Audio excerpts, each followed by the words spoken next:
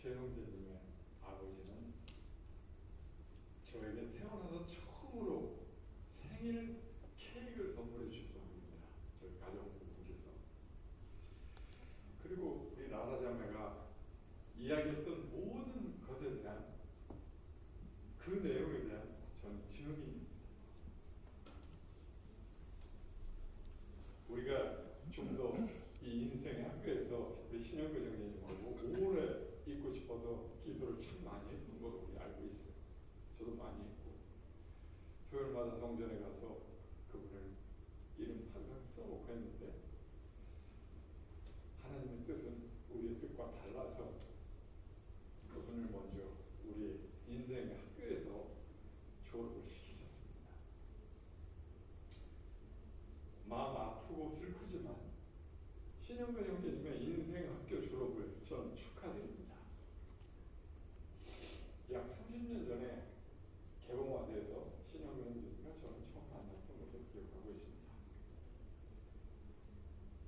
그때 그곳에서 많은 추억을 만들었는데 그분은 저의 감독님이셨고 저는 그분의 보좌로 일하기도 했었습니다. 그분께서 하신 말씀 가운데 가장 기억나는 것은 그분은 항상 이야기를 강조하셨어요.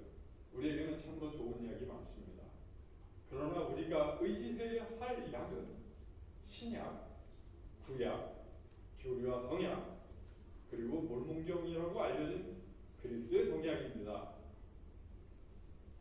저는 이 약들이 신영근 형제님의 몸 안에 있는 나쁜 기운들을 다 몰아내지 못하였지만 그분의 영혼 속의 모든 나쁜 것들은 확실히 다 몰아냈으리라고 생각합니다. 한국에서 저희는 같은 와디에서 국가로 여행도 많이 다녔고 또 특히 기억나는 것은 그분 집 뒤에 뒷산에 기르던 하늘을 나르는 닭이 있었습니다. 그 닭을 같이 잡아먹고 지금 이제 취식이 금지된 또 다른 음식들도 우리가 먹고 했습니다. 그때는 우리가 미래의 사돈이 되자 이런 얘기는 안 했었습니다. 그런데 우리 잘 키워주신 딸 세라를 제 가족의 며느리로 보내주셔가지고 우리 사이를 일반 관계에서 혈연 관계로 묶어놓으시고 가셨습니다. 신영근 형제님은 저에게 겸손과 사랑의 모범을 많이 보여주셨습니다. 그리스도는 참 멀리 계시지만 그분은 가까이서 그리스도라면 어떻게 행해야 하는가를 저에게 많이 보여주신 분입니다.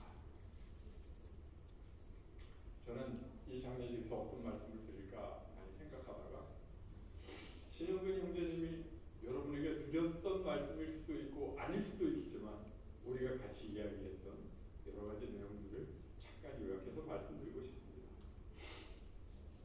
우리 부모는 모든 자녀들에게 우리가 가진 가장 큰 소망이 만약에 무엇이냐고 묻는다면 다 다르지만 아마 제가 이야기하는 것에 공통점을 가지실 겁니다.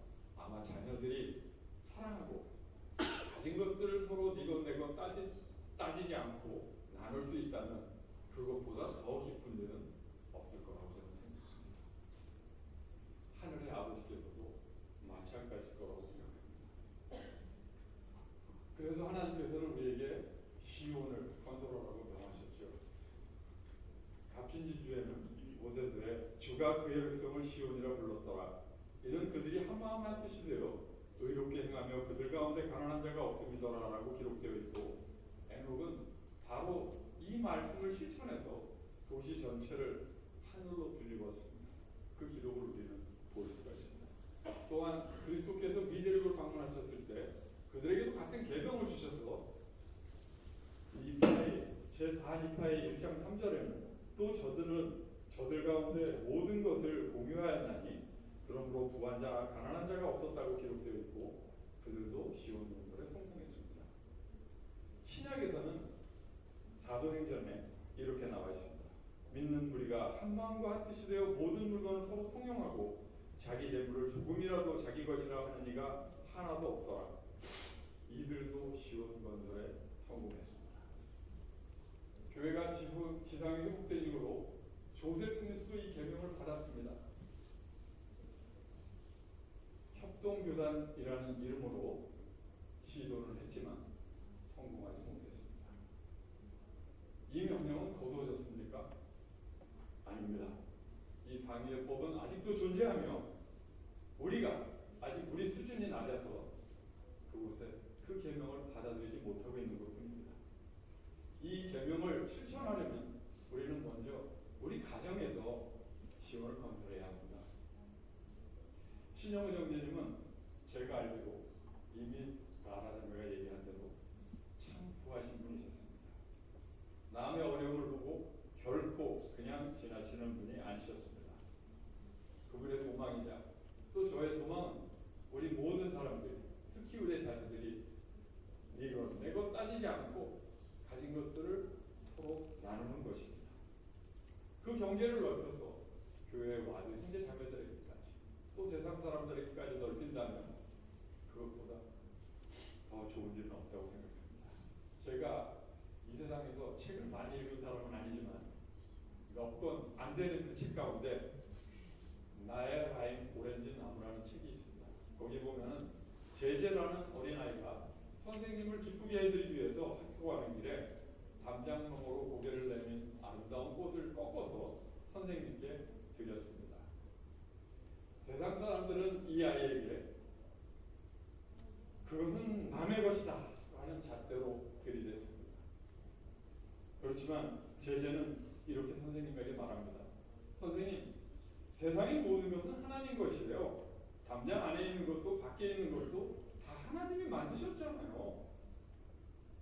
물론 남의 모든 것을 우리 하나님 아버지 거니까 나도 좀 같이 쓰자 이래서 말씀드린 건 아닙니다.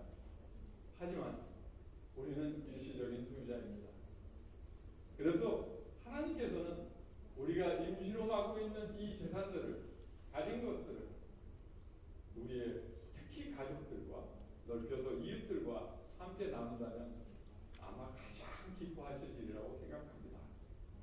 우리는 구원의 계획이 죽음이 끝이 아니라는 것을 가르치고 있고, 죽으면 바로 심판을 받지 않고 베드로전서에서 언급된 대로 그리스도께서 죽으시고 3일 동안 방문하신 영의 세계에 우리가 가서 부활을 기다린다는 것을 알고 있습니다. 그래서 우리는 죽음을 그렇게 슬퍼하지 않습니다. 단지 오랫동안 보지 못하기 때문에 섭섭한 마음으로 슬퍼하는 것뿐입니다. 최근 몇 달 동안에 특히 신영은 형제님께서 고통받으시는 모습을 보면서 많은 분들이 왜 고통과 고난을 받는가라는 의문을 가지셨을 거라고 생각합니다. 제가 아는 고통을 받는 이유는 크게 세 가지가 있습니다. 첫째는 자신의 죄로 인해 오는 고통과 고난입니다. 둘째는 욥처럼 죄가 없지만 신앙의 연단과 확인을 위해 주어지는 경이며, 셋째는 바울이 로마서 8장 17절에서 말한 대로 자녀이면 또한 상속자, 곧 하나님의 상속자요 그리스도와 함께한 상속자니 우리가 그와 함께 영광을 받기 위하여 고난도 함께 받아야 할 것이니라고 써있는 것처럼 우리 신영문 형제님의 고난은 신앙의 연단과 그리스도와 함께 영광 받기 위한 고난이었다고 확신합니다. 저게 제가 영의 세계에 가면 만나고 싶은 분들이 참 많이 있습니다. 그 중에 첫 번째는 10여 년 전에 돌아가신 저희 아버지시고, 두 번째는 두 돌이 되기 전에 떠난 제 첫 딸 슬기입니다. 그리고 세 번째는 태어나자마자 하늘로 돌아간 제 외손자이며 제 딸 하영이의 아들 루이입니다. 그리고 아까 언급했듯이 우리 최수영 형제, 최 형제님의 아버님도 뵙고 싶습니다. 이제 영의 세계 가면 한 분 더 빨리 보고 싶은 분이 생겼습니다. 저는 신영근 형님께서 돌아가시기 전에 편지로 부탁을 드렸습니다. 먼저 영의 세계에 가시면 제가 만나고 싶어 했던 이 분들을 꼭 끌어안아달라고 부탁드렸습니다. 사도행전 17장 26절에는 인류의 모든 족속을 한 혈통으로 만드사 온 땅에 살게 하시고 그들의 연대를 정하시며 거주의 경계를 안정하셨으니 라고 되어 있습니다. 태어나는 것과 죽는 것은 하늘에 달린 문제입니다. 저는 제 딸 슬기의 무덤을 반납하면서 그때 이유를 다 이해하지 못했지만 하나님께 감사를 드렸습니다.